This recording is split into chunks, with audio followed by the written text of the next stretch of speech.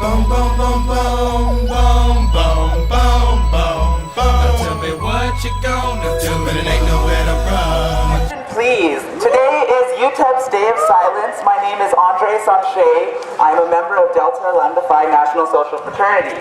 Can I get everybody to gather around, please? We have a special speaker today. His name is Jesus Valles. He will be breaking the silence. UTEP's Day of Silence says, we have little cards that say, please understand my reasons for not speaking today.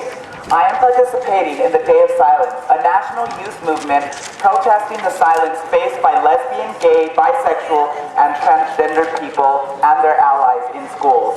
My deliberate silence echoes that silence which has caused by harassment, prejudice, and discrimination. I believe that ending the silence is the first step towards fighting these injustices. Think about the voices you are not hearing today. What are you going to do to end the silence?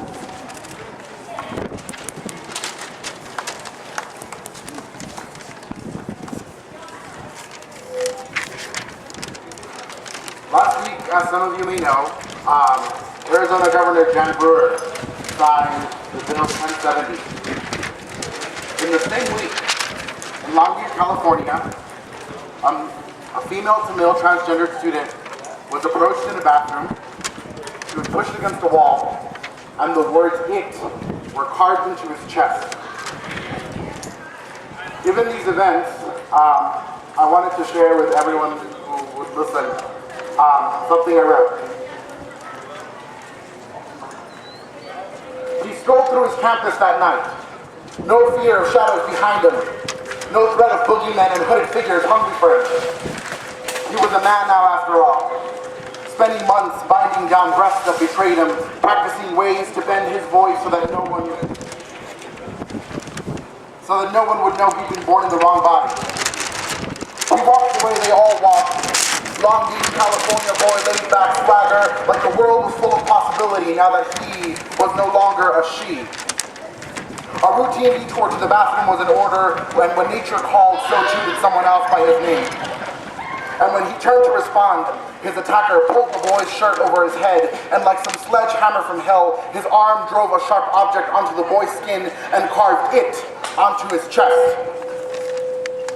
The force of this, of being shoved up against a wall, feeling like centuries of fists, leaving his body bruised, with markings that drive so many to tears so often. It bleeds from his chest, a dripping scarlet testament that hate remains alive and well in this country. A testament that it ain't just burning in Mississippi, it's hot like hell everywhere you go, and no amount of time and scar tissue can cover up the deep wounds of it on someone's chest. And by virtue of being queer in this country, we will always feel the burn of it on our sternums, because it will be a while until we stop being questioned, killed, beaten, raped, bruised, degraded, exploited, ignored, and silenced. Our struggle has got us feeling like we're playing an ugly game of tag, and we're always it. Because it's not just on his chest in Long Beach, but it is an 8-year-old boy being left face down in the sand on a playground after his best buddy calls him a faggot. It is being denied entrance to your prom because girls shouldn't wear tuxedos, and they sure as hell don't take other girls to prom in Mississippi.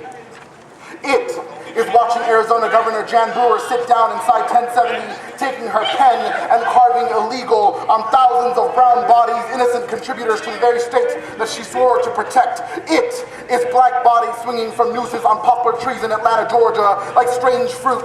James Briggs' body tied to the back of a truck and dragged through Jasper, Texas, until his broken limbs painted country backroads red. It is knowing that your 14-year-old sister was raped, that your best friend survived incest, that your mother muffles her cries at night every time your father beats her, and still referring to your girlfriend as my hoe. It is bodies piled up and given no funerals in Rwanda and the Congo.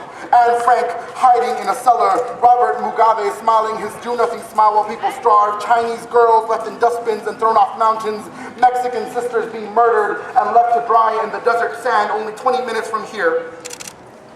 It is the sound that the boot makes before it curb stops someone's head, breaking the jaw that could have screamed and leaving a pile of teeth and blood and skin on the pavement to remind others that this is what we do in America. This is how we treat difference in this country. It is absolute silence. So I ask that you speak, that you make your voices heard so loud, scream yourselves into existence, call out the names of injustice with such force that the sound is carried by the wind, bashing back against walls built by centuries of ignorance. Like kamikaze stones, our names will lift off the ground and crash down with wailing screams that say, I am a citizen of the world and I deserve the bread and roses of life. I beg you to speak out, to speak for yourselves, to speak for those who cannot. Now is not the time to be silent, because before you know it, tag, you're it. On the count of 3, please scream with me. Let's break the silence. 1.